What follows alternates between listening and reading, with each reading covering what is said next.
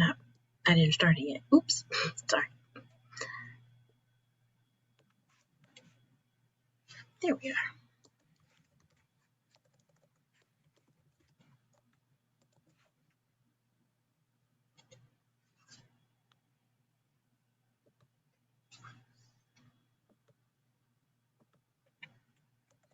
There we go. Hello, everyone. I see folks that are joining. I want to welcome you all to our meet and greet for today with Insight Michigan. We'll be starting in a couple of minutes, but if you'd like to say your name and what part of Michigan you're coming from, you can stick that in the chat box right now.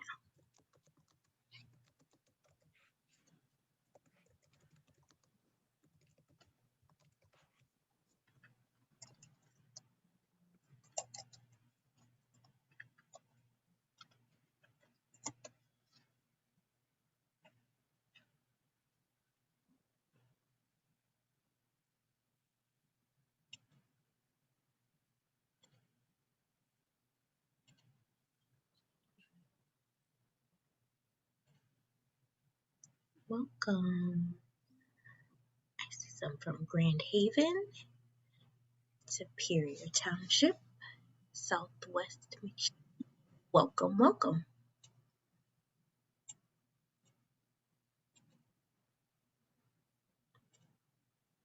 right. We'll be starting in a couple of minutes, but yes, feel free to let us know where you're coming from if you're just joining.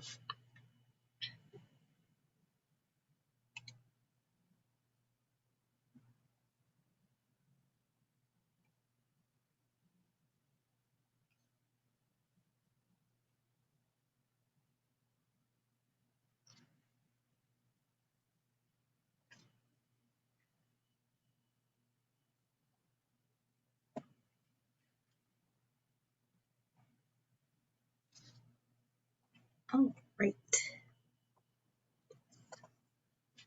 About 3 where I am, so we will get started.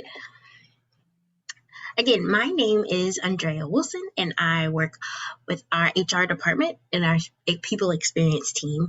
And again, today we are hosting a meet and greet with Insight Michigan. And before we tell us a little bit about Stride, I want our panelists to just introduce themselves and tell us their role and how long they've been with Stride, and then we will kick off with just an intro about Stride. Good morning, everyone, or good afternoon, rather.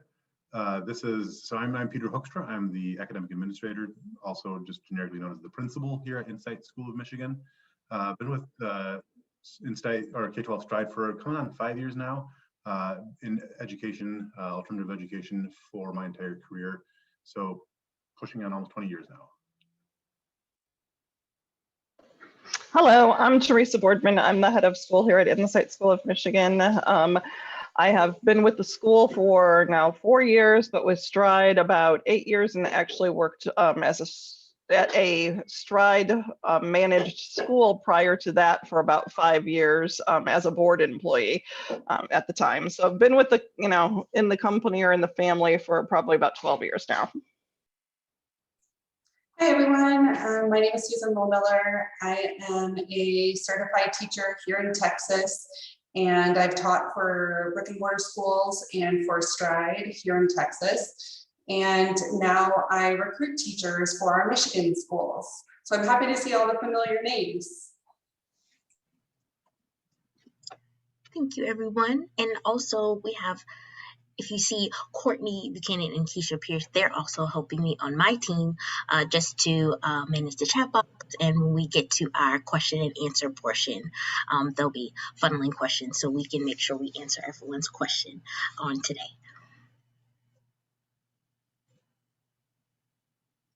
All right, so a little bit about Stride, just in case this is your first time hearing about us.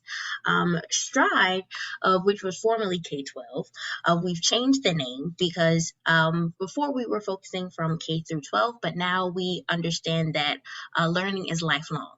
And we've recently acquired some other companies such as Galvanize, MedCerts, Tech Elevator, Hack Reactor, and some of those companies have coding boot camps, and then we also work with medical certification, and that is for career development. So we've acquired those companies, and we want to make sure that our students after high school, we also think about their college, and then after college, then they move on to their career. So that's why we have changed our name to Stride. But for our schools, you will still see the name K through 12. So you'll see K12.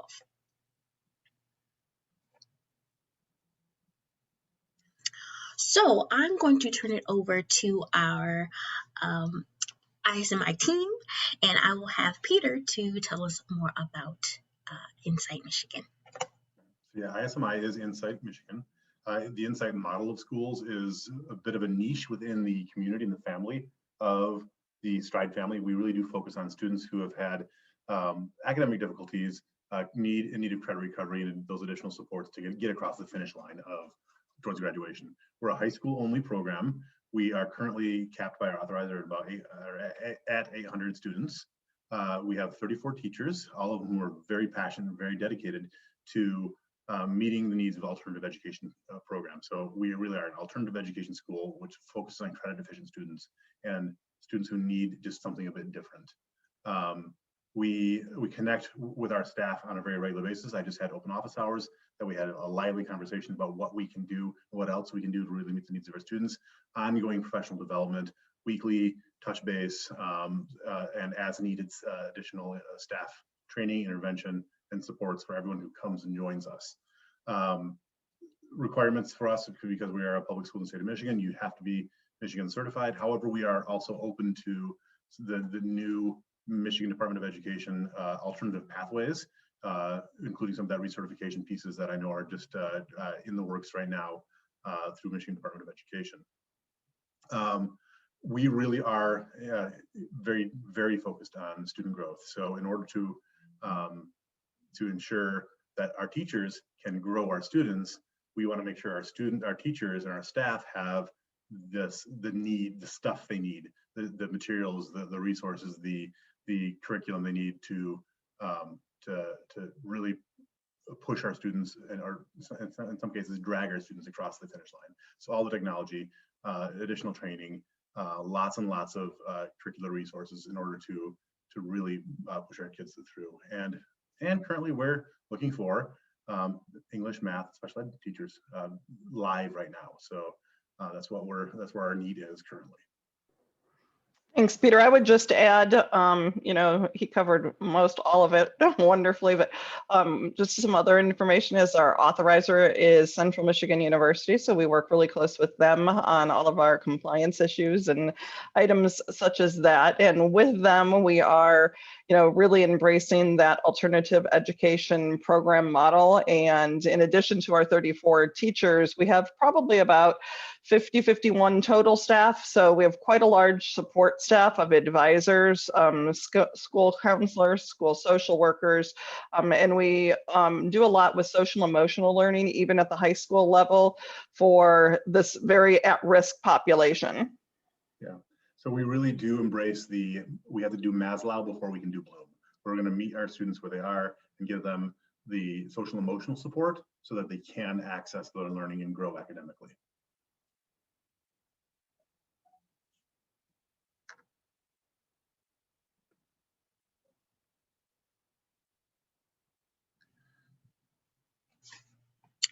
So Peter or Teresa, we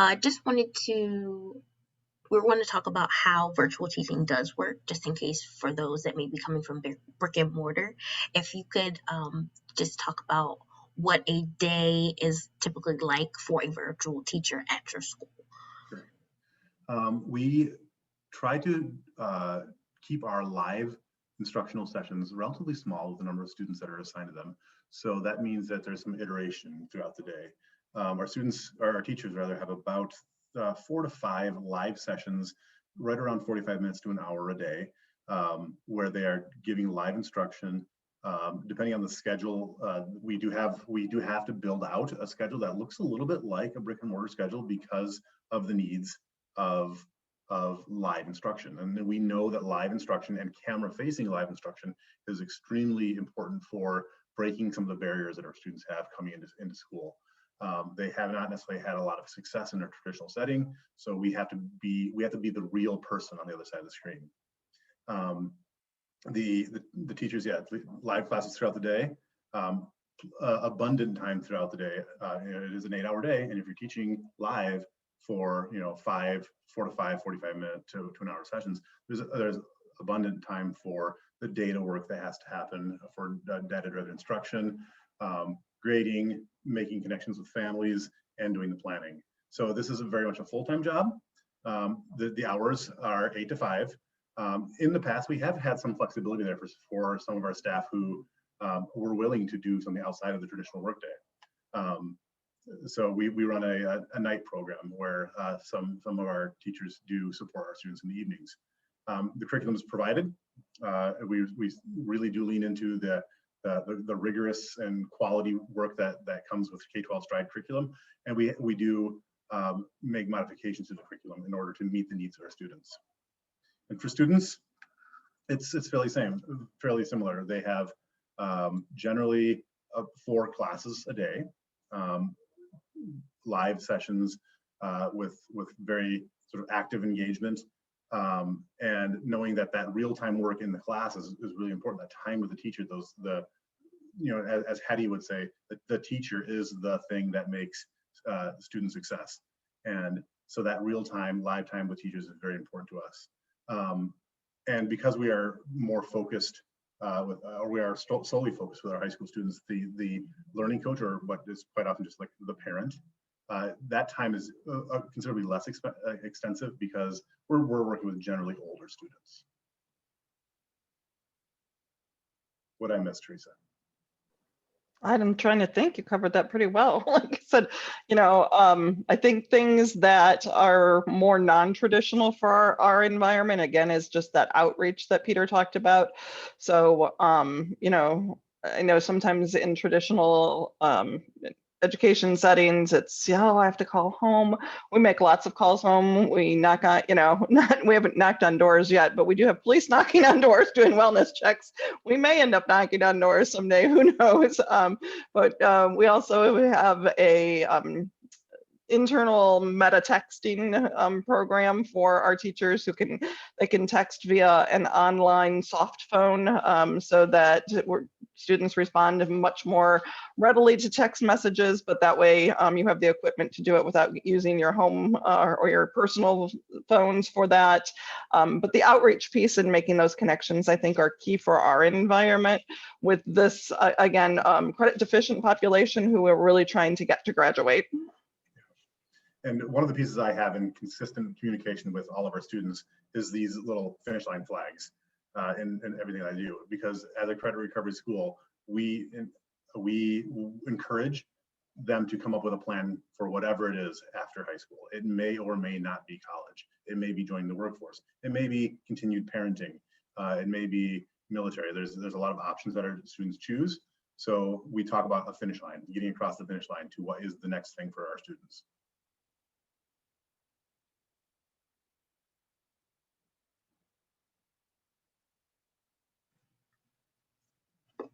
So after hearing about a little bit of school and what the day looks like, we just wanted to also mention, by joining our team, we do support as far as training, talk about professional development. There's continued education opportunities, as well as we have teacher trainers that are available to our new teachers. So you have plenty of support on that end. We do offer benefits, whether that's medical, dental, vision, as well as 401k and PTO. So we wanted to make sure we also mention that as well. And I'm going to have Susan to talk to us a little bit about the hiring and the application process. Hello. Okay, so I just went through and pushed all the ISMI jobs to the front of the list. So if you go to stridelearning.com/careers, you should, and then you click here where it says teaching and academic support opportunities. That's where all of our teaching positions lie. And at this moment, the ISMI position should be at the top of the list unless some other recruiter got in and started putting her jobs before mine, but that was just a few minutes ago. In any case, you can always sort the job list, and please do, just by putting ISMI in the keyword search, and then all of ISMI's positions will come up to the top. If you feel like you're not successful with that, you can put in Michigan. So then ISMI will come up in that list as well. All right, so going on to the next slide.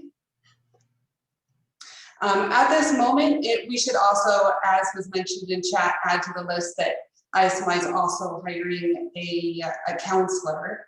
So of course, these positions are primarily online, but people would show up for local student outings, professional development, and all Michigan state testing. So those are all in-person requirements, but all of your teaching is done from home. Or if you're a counselor, all of your school counseling is done from home. You're shaking it. Is that still true for ISMI? I assume it is. Okay, yes. All right, good. So we do run, it won't be this summer yet because of the still limitations on large gatherings, but every year we do, several times a year, have professional development as a team here in Lansing. We put everybody up in a very nice hotel, have way too much food the whole time. Good, and along those lines, Stride has a really great gym benefit that's $25 a month, and they've added Gold's Gym to that, so that's awesome. Not just Anytime Fitness. So you may need that after the PD. Yeah, if there's food, they will come, exactly. So once you get to our site, the stridelearning.com/careers, you can then, as step 2 shows, narrow it down to ISMI, and then it will show you ISMI's jobs. And we ask that you do register using a personal email address. All of our contracts and all of our post-hire documentation is sent to that email address automatically. And so if you have your current work email on file, you'll never get any of that documentation, and you'll have to actually reapply, which is really strange. But at this time, we ask that you please apply using your personal email. Also, I should add in there, make sure that when you're applying, add an image of your certification. It really helps me out. I'm the one who will be looking at all of these applications. And if you have 4 last names, but you applied using just one, I won't find you on the Michigan Department of Education site. So please give me a picture of your certification, which helps me to verify it on the certification page. And of course, you would need to be certified. I realize that you're talking that things have changed a little bit and are a little bit more relaxed in Michigan at the moment, but we would need for you to, yes, if your cert is in progress, please apply anyhow. And that's one of the screening questions on the application. It asks for you to attach some proof that you're in a program or that you've applied for certification, which helps me to feel more comfortable than showing you to our principals. And of course, your certification would need to match the job title. All right, I blabbed on that one. Let's move along here. So after you have applied and then I verify your certification, I would then, if this is for a teaching position, we have a couple other different types of positions, but if this is for a teaching position, you'll move along to a digital interview. Actually, I should say all of the job types then, once verified, move to a digital interview. And for teachers, you will receive an email to prepare you for a recorded lesson that you'll need to submit. So you'll receive an email that lets you know you're going to receive another email from HireVue, and the first email from Stride helps you to prepare for your digital interview. And it's going to give you a lesson plan outline. Now, I see people receiving this, and then it stresses them out, and they close it and they don't do it. Please do it. Please complete the lesson. You're a teacher, you know how to do a lesson, you know what a lesson plan looks like, and ultimately do what you know to do. If looking at that preparation emails makes you anxious, then please record a YouTube of yourself teaching to the best of your ability, look like someone that people would want to work with, and look like someone that you'd want to send your kids to go to school with, okay? The hiring managers are ultimately looking for your teaching presence, and they want you'll be representing their school, okay? So do your best and save that URL and save it as public, okay, not private, so that when you attach it to your digital interview, then the hiring managers will be able to open it and see the best lesson that you have, or your best representation of yourself, okay? And do it as many times as you need to, of course. So in the counseling positions, of course, don't have that lesson, but all of the teacher interviews do. I think I talked a lot about that one. Shall we move on? Unless you can think of something else that should be added here, especially Teresa and Peter, as you guys are the ones who receive these and evaluate them. Yeah, as we know, anybody who teaches in a traditional brick and mortar setting, there's a teacher can command the physical space, and what we are kind of looking for are folks who can kind of command the virtual space as well. When you're running a session like this, you know, do you have a presence in a video, and can you engage with the stimulus coming at you while you're also running a live classroom? My husband used to always come in while I was teaching for K12 and say, like, you look like you're a Twitch streamer or like on Discord or something, like going by doing all the video game play-by-plays or something. Just like handling all the different chats and everything that comes, and being excited with your kids. Being an online teacher is a lot like being one of those virtual gaming folks that are doing the commentary on it. We are content providers in that sense. And that's why, you know, once hired, we have the extensive professional development that we do around, you know, some of the best practices in online teaching. But like Peter said, you know, a good teacher commanding a room is going to come across in no matter what setting you're in. The specifics for the virtual environment, that can be taught later.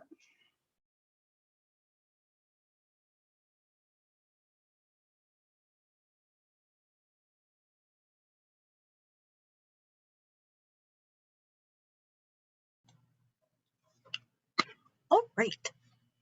So after we've talked about how to apply, we talked about the benefits, we talked about the day in the life. Before we get into questions that you may have for Teresa or Susan or Peter, we just want to let you know to stay connected to us. You can join our talent community. We have the QR code that's up right now, or we'll put it in the chat where you can enter that way. And also follow us on our social media platforms. We're on Instagram, Facebook, and Twitter. We also post about different events, also just different things that are going around in the office. Even though we are virtual, we still try to, you know, show different things and what different schools are doing or what we're doing as far as Stride is concerned. But I just want to make this appeal just in case you haven't followed us. Please follow us. And we will move on to any questions that you may have for us today. And you can put them in the chat, or actually someone just asked, what happens after the interview after the higher view recording?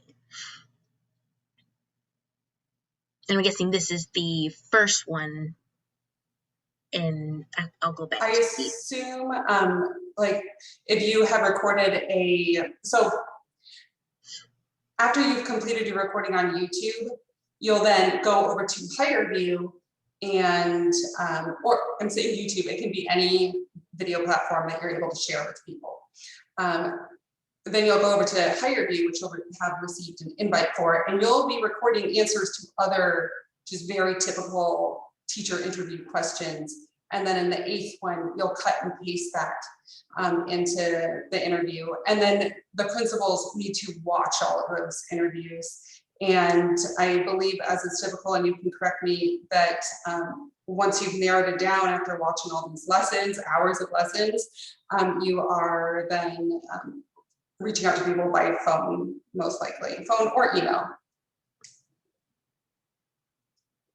So then it's with the hiring manager after that, after you've recorded it. Jacqueline, I'll address yours about the climate and culture of the school. So obviously, as a virtual school with students spread out fairly uniformly across the state, kind of reflecting the demographics of the state and where the population density is. You know, we have kids in the UP as well as in Southwest Michigan. So we have kids and teachers. So no, you don't have to live in Lansing. The kids are all across the place. We do set up live face-to-face events as often as is applicable and appropriate, and in a non-COVID world to get kids face-to-face. However, we do have an older population of students who we are an alternative school. So the interest level and activity for a lot of those types of activities varies. And you know, a lot of our students come to us as an opportunity school and an alternative school to finish. So their level of interest and engagement in those sorts of activities is, like I said, a mixed bag sometimes, and not the same as what you would see with students who would be like sort of your traditional middle school or elementary school students. The school culture for us is a staff, and we historically have had a very nice cohesive staff, very supportive of one another, very much willing to jump into and to help each other. I think very supportive is the kind of the motto, and we've always had this very all hands on deck approach as well. When there's something that needs to get done, you know, I'm in the office here packing graduation packets for our seniors for graduation. We're all doing this together, so it's a very collaborative environment.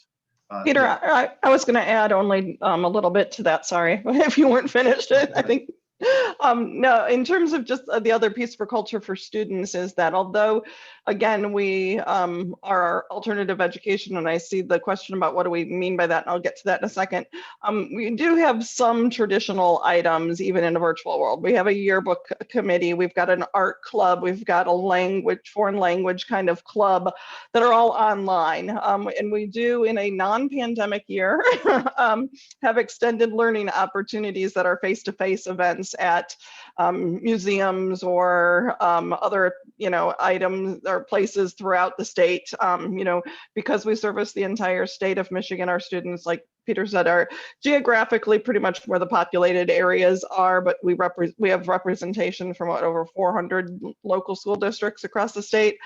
So we understand not everybody's going to come to a museum trip to Grand Rapids, but that might hit a certain population of our people. We will do something in the Detroit area, and that'll hit that population of people. So there are some of those more traditional looking things.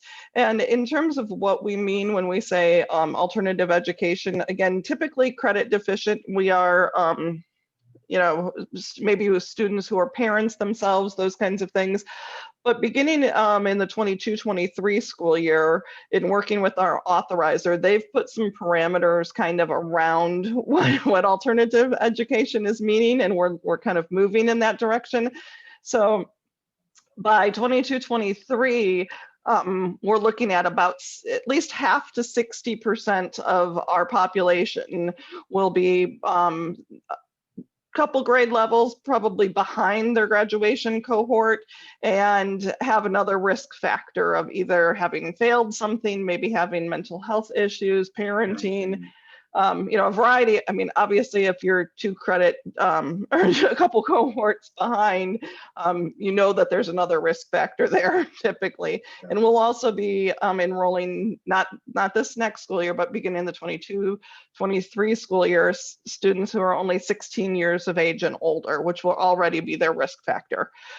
So that gives you a little bit of parameters. And it's, again, not 100% of our population, but we're looking to be about 60% is what our authorizer has kind of said would meet the criteria. Yeah. The question on support groups, yeah, we have a variety of different support groups. There's a parenting group, a fairly active and large GSA with students who identify on the LGBTQ spectrum. That's been a surprisingly large population of our students identify with that community. We also have language groups. We provide support for our English language learners. So a variety of different things, and that kind of ebbs and flows depending on student need as well. So we don't have a set group all the time. Accelerated programming for students. Accelerated programming is appropriate for some of our students. Generally, for students who are coming to us multiple grade levels behind, it's not a huge demand in our immediate school, but we do allow them and encourage options for them to test out of courses, finish courses early so they can get assigned additional courses and earn those credits towards graduation as quickly as they can. We have maybe only a handful to a dozen students at most that may do like post-second, like what is that, dual enrollment kind of thing, where they're taking a college course and getting credit with us. Doesn't fit most of our population, but we offer it. It's available for everybody. Yeah. Andrea asked about the educators who live far away and how typical is it required to travel to Lansing. Of our 35 odd teachers, I think I have 2 teachers that live within 10 miles of the office. The rest are all spread out through the state, including as far away as like Marquette. So obviously travel time is when you are asked that travel time is considered work time. We pay for mileage and accommodations. And we really ask our staff really in a normal year, a non-pandemic year, we have a couple days of professional development normally in the fall. Depending on what's happening in the school, some years we've done something mid-year, and then again, depending on what's happening with the school and the needs that we have, we'll do something at the end of the school year. So at most 3, but usually once or twice. And that would be in the Lansing area. The other requirement for face-to-face is testing. We are required to administer all the required state testing like every other school. So typically, because we're virtual, we have I think this year we had 17 locations across the state that we rented banquet halls, hotel conference rooms, various other places that we administer our state testing. So staff are required to assist with proctoring SAT, PSATs. But again, we try as much as possible to place you, because we have 17 locations, we're going to place, have people proctoring at a location that's closer to them rather than 5 hours in the other direction. Yeah, we try not to make people drive across the state as much as possible. We usually do that as administrators, Peter and I mean, and again, as he has said, it's an all hands on deck. I mean, we have 800 students and, 50 total staff. So, Peter and I are doing everything that the rest of the staff is doing. So we proctor our assessments as well. And, we usually end up in the Detroit area because they need more people there. And, that's a couple hours for us to go, and we'll camp out at a hotel for a week and administer tests. This year I was based in the Sioux for state testing. He was. So we didn't have anybody near there, so we sent the principal. What courses would a math teacher or any teacher cover? We really look for best fit. So, and I try, it's not always the case, but we really try to have like one prep at a time. So currently with our math position, we have, it will probably be 1 or 2 preps, depending on what the candidate brings to us. And we're really hiring to balance the load of our current teachers as well. So the hire for both English and the math teachers would be, like I said, 1 or 2 preps, and depending where our student need is. And because we are an open enrollment school and a credit recovery school, some years we might have a huge 10th grade, and the next year we'll have, not a huge 10th grade. So things move around a little bit there. So, but they are sort of your titled, your standard high school level courses, because again, we have as an alternative school, we have a lot of ebb and flow with our student body. So we try to keep our classes labeled as traditionally as possible. So if they do choose to go back to their traditional school setting, they're not looking at what's this weird class from this alternative school. It looks like a class that they would recognize at their home schools if they choose to go back to those schools. Let me see. We tried not to do that, Amy. We try to keep people as in their lane as possible, because we know once it takes about a year to really get comfortable with the curriculum and all the systems, and we want our staff and our teachers really to grow in there. But it is always student data driven when it comes to that. If there has to be some changes, we want them to teach the same core content and teach it well. No, you're using K12 curriculum though, correct? And so it's already, the curriculum is set out for you. I mean, of course you have to kind of put it in order, but you're not really reinventing the wheel every year. So if you're getting 10th grade, you'll be loaded with a 10th grade course with every single class, every assignment, every Dropbox. If you're teaching English, it ties into Turnitin, so you don't even have to wonder if you've seen this 10 times before. It tells you that it's 50% plagiarized.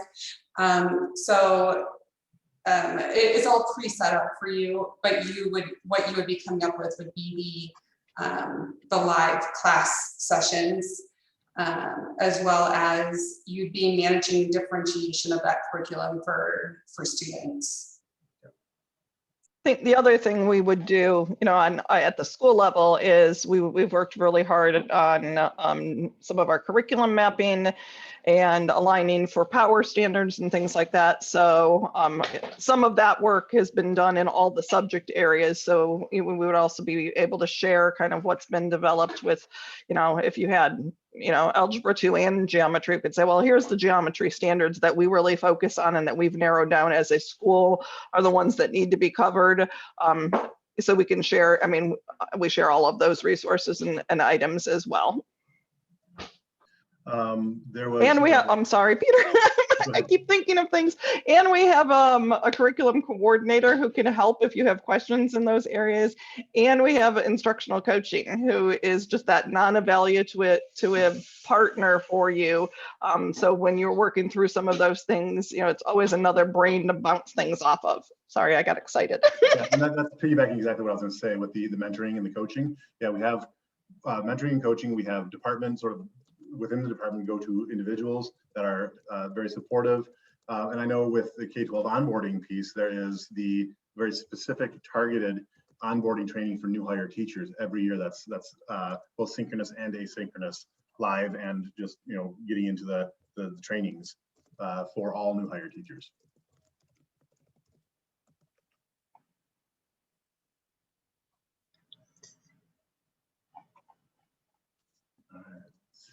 Also, people are mentioning extracurriculars, and Stride is starting an esports league and hiring the head of the esports league, which sounds like a pretty cool job for someone.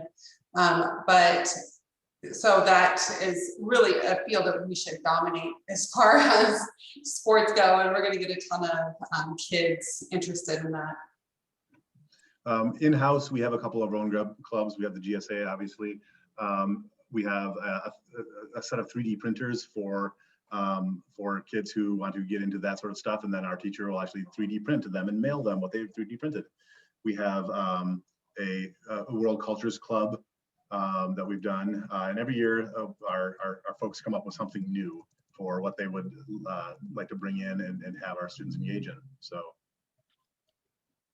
Yearbook committee we have, and we've had varying successes, but keep trying with our student government. Um, So some of those are very traditional clubs and activities. And that's one of the challenging parts, especially for anyone who's had experience with alternative ed kids. Their experience generally has not been super rewarding through their educational careers, and we're trying to connect and overcome that particular hurdle and really do everything we can to connect with them, get them excited about their own learning, and then take ownership of it. Because for a lot of our students, education was something that happened to them. And we want them to own it and run with it and really become lifelong learners. And that's tough to come over that hurdle. And so we're really looking for strong, motivated people who can connect with some of the toughest kids. Now, the discipline piece, as a principal, I can speak to that. It's not a problem, right? For those of you who've worked in brick and mortar schools, discipline is exhausting. And I ran alternative schools, I ran a traditional high school. It's exhausting. If a kid is completely out of line, mute. It's that easy. That's so wonderful, that mute button. And I can attest to the fact that my blood pressure went from absolutely insane and needing to just go to the emergency room in brick and mortar school to just nothing. I'm basically comatose. Just kidding, that's not a bonus. Yeah, Jennifer, piggybacking on your trauma-informed educators, that is part of our PD that we do, and we're continuing to expand upon that, especially as we are working with alternative ed opportunity youth and the GSA community as well, the LGBTQ kids. The National Honor Society hasn't really grown with us because our students basically don't qualify. They come to us that far behind quite often. So I know some of our sister schools do work with the National Honor Society as well, but as an alternative school, I wish we could get there, I really do, but being very transparent, it's just not been a huge part of what we do as a school. Yeah, the trauma-informed stuff, the knowing kids come to us with those ACEs, really knowing that we as their caring adult are going to make that bottom of the Maslow pyramid for them so that they can grow. A lot of what we have spent the last couple of years, really our yearly themes on, is really that kind of know the student story. And we've all our staff has even opened up with one another. Here's my story, and this is the background that is shaped me into who I am. And we encourage our staff to really get to know our students at that level, because we know when you can make those kinds of connections and understand their living situations, or just the hands that the cards that they've been dealt in this thing we call life, that then you can make the academic impact that may have lacked for them before, just because people didn't know or trust. And as an alternative school, we do things a little differently sometimes. There's just pieces that don't seem to look like a regular traditional school. We know that our students, they work, so we run after school hours. So there's an adult that they can connect with. Might not be the teacher of their course, but this other adult can be the guide by the side and move along with them. So we actually even, and Peter, chime in and I'll introduce this, and please go in for explaining. We developed an actual course for our students around that whole social emotional kinds of needs, and actually teaching them how to learn online. Many of you as teachers may be familiar with the acronym SLANT, where it was like sit up and lean forward and do all that.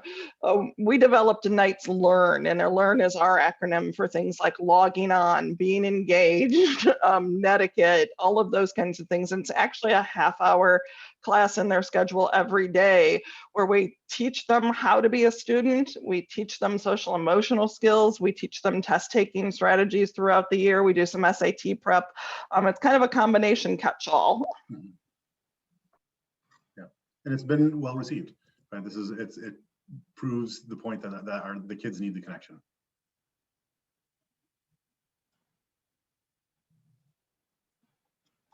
Let's see, are there any more questions? Oh, I see. That's Jennifer, that's really good. A daily check-in where they are on the social emotional level. That's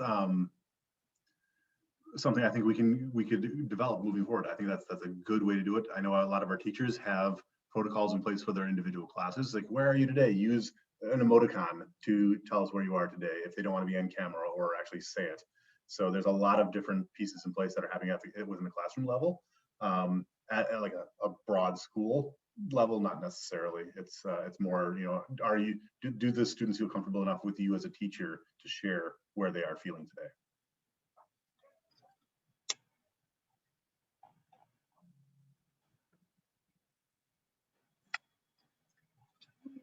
Right. Any further questions?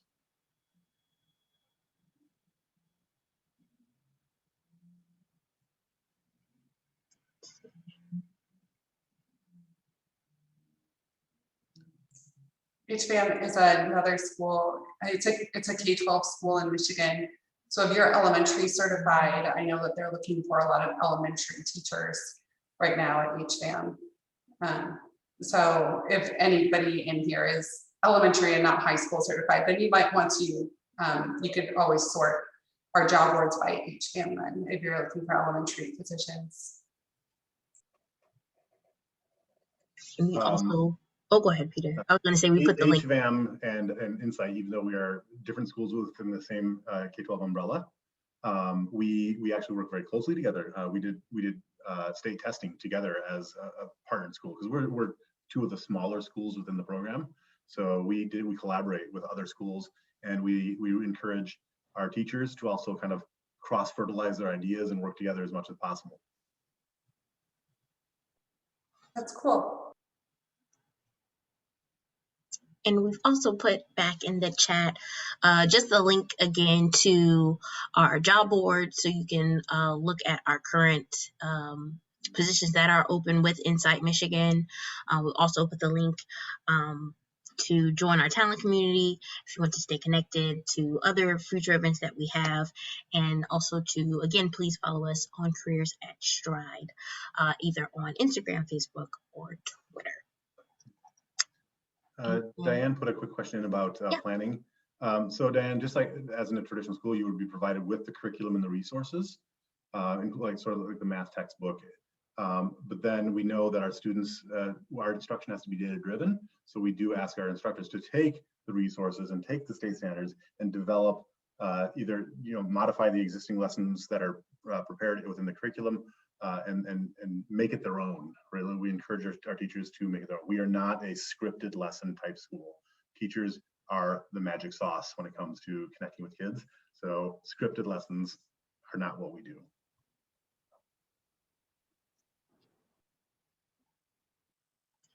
Just scanning if there were any others. Okay. All right. I don't see any other questions. Thank you. If not, I do want to thank Peter, Teresa, Susan, for joining us today, telling us more about Insight Michigan. Again, if you are interested in applying, you are certified in high school, please go onto our website, look at the positions that are open, and apply to one of those positions that interest you. We look forward to seeing your application and seeing your interview that you video with us. But again, please follow us on Careers at Stride, and we want to thank you again for joining us today for our ISMI meet and greet. Have a wonderful day, everyone. Thank Thanks very you. much. Thank you.